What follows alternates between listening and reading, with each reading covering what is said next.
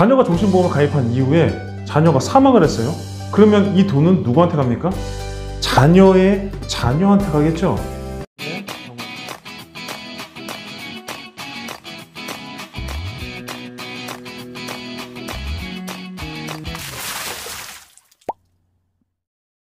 안녕하세요, 반갑습니다. 보험의방주TV의 방주일입니다.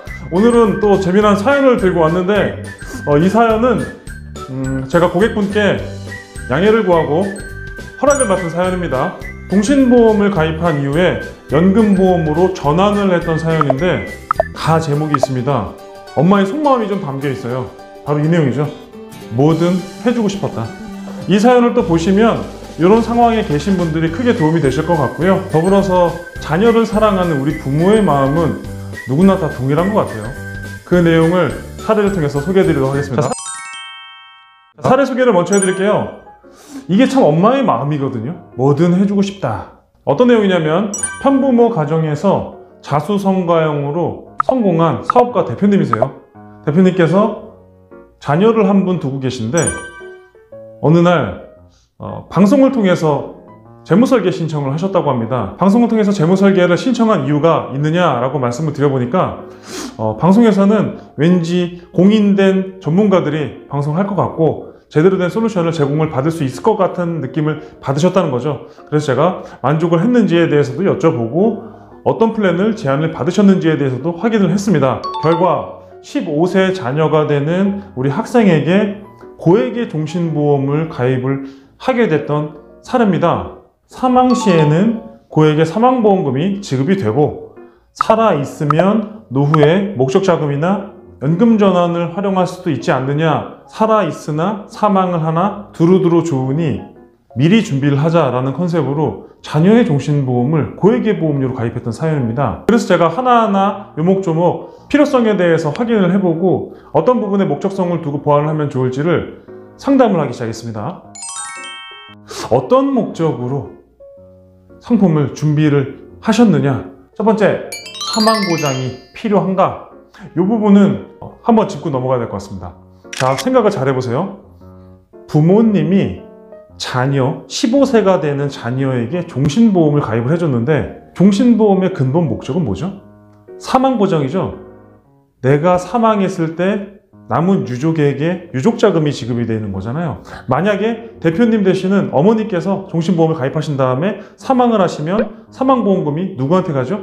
자녀한테 가겠죠. 편부모 가정이니까. 자, 그럼 자녀가 종신보험을 가입을 했습니다. 자녀가 종신보험을 가입한 이후에 자녀가 사망을 했어요. 그러면 이 돈은 누구한테 갑니까? 자녀의 자녀한테 가겠죠. 조기에 사망하시면 엄마한테 가겠지만 세상의 순리대로 쭉 진행되는 과정 속에서 엄마보다 자녀가 더 오래 생존할 가능성이 많다고 본다면 어머니 먼저 하늘나라 가시고 자녀가 살다가 사망했을 경우에는 자녀의 자녀한테 가잖아요. 그 부분을 제가 언급을 해드렸던 거예요. 자녀의 사망보험금이 필요한가? 두 번째, 보험료 납입 재원은 충분한가도 확인을 했습니다. 이 부분도 굉장히 중요하거든요. 고액의 종신보험을 그 긴 시간 동안 불입을 하려면 납입 재원이 충분하셔야 되지 않습니까? 그런데 이 부분은 제가 상담을 해본 결과 전혀 문제가 되지 않았습니다. 세 번째, 그래서 가장 걱정되는 부분이 뭔지를 제가 대표님께 여쭤봤습니다. 대표님께서 말씀하시기를 불확실한 자녀의 노후가 걱정이 된다는 결론을 내리게 됐습니다. 15세가 되는 자녀분께서 청년기를 거쳐서 성인이 되고 노령기가 될 때까지 사실은 이 가정에서는 걱정을 하실 게 크지는 않을 것 같습니다. 그만큼 자산이 형성이 돼 있는 가정이었는데 그래도 부모 마음은 다 똑같지 않나 싶어요. 내 자녀를 위해서 최소한도로 마련해 줄 수 있는 생활자금이라도 더 준비하기 원하는 게 우리네 부모님들의 같은 마음이 아닐까 싶습니다. 다음 장 보실게요. 다양한 솔루션을 제공을 해드렸고요. 우리 대표님께서 결정을 하시고 선택하셨던 플랜이 바로 이 플랜입니다.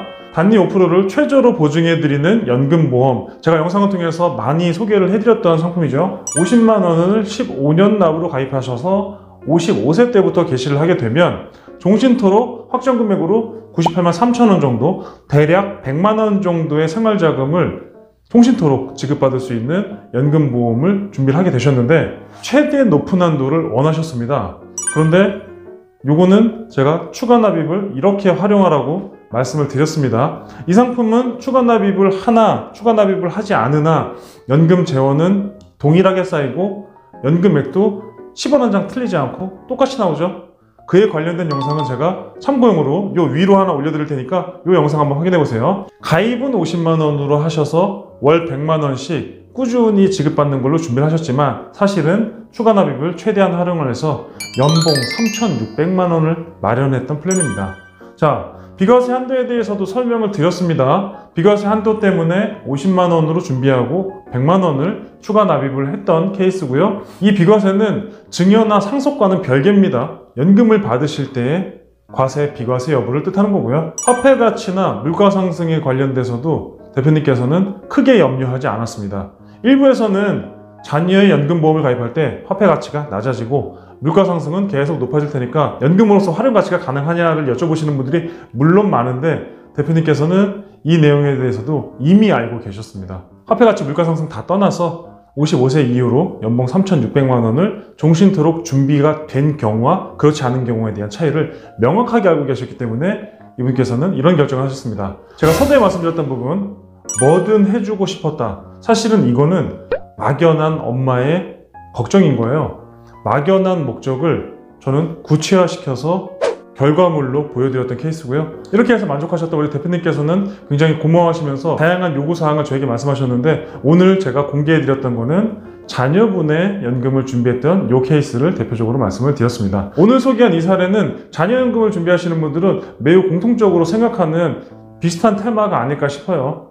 자녀연금을 준비할 때 추가 납입은 어떻게 활용하며 비과세 한도와 화폐 가치에 대해서 고민하는 부분, 내 삶이 아니라 내 자녀의 노후까지도 걱정하시는 부모의 마음, 그리고 가장 중요한 거는 편부모 가정에서 내 자녀를 위해서 뭐든 해주면 좋겠지라고 하는 막연한 목적에서 구체화된 결과물로 실현이 바뀌게 됐던 이 부분이 오늘 제가 드리고 싶은 핵심 키워드였습니다. 금융상품으로 저희가 미래를 대비한다라고 한다면 목적성이 뚜렷해야 아름다운 결과물이 나오지 않을까 싶네요. 오늘 사연은 여기까지 마치도록 하겠고요. 다음 시간에도 다양한 사례로 인사드리도록 하겠습니다. 감사합니다.